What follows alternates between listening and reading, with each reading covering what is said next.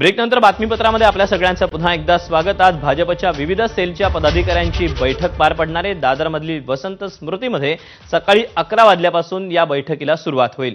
बैठकीला मुंबईतील प्रमुख आमदार आणि नेतेही हजर राहतील। मुंबईतील मराठीसह हिंदी आणि गुजराती मतं वळवण्याची रणनीती या बैठकीत आखण्यात येईल अशी माहिती सूत्रांनी दिली।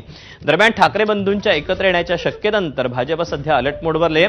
दोन्ही बंधू एकत्र आल्यास प्रत्येक वॉर्डात काय परिस्थिती असेल याचा आढावा देखील या बैठकीतून घेतला जाईल असं बोललं जात आहे। याबद्दलचे अपडेट जाणून घेत अभिषेक मुठाळ आपल्या सोबत आहे। अभिषेक, अनेक अर्थांनी ही बैठक महत्त्वाची आहे, काय अपडेट मिळतात बैठकीचे?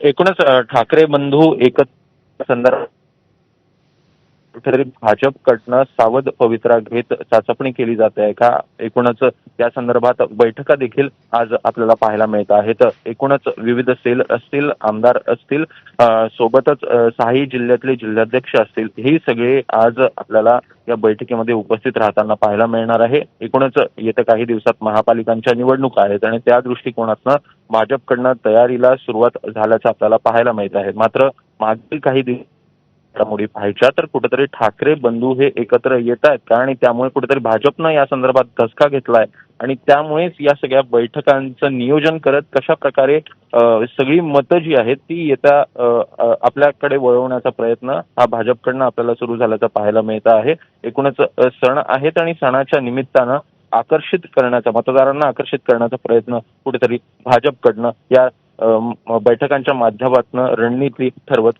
केला जाणार आहे। अभिषेक, धन्यवाद दिलेल्या सविस्तर माहितीबद्दल।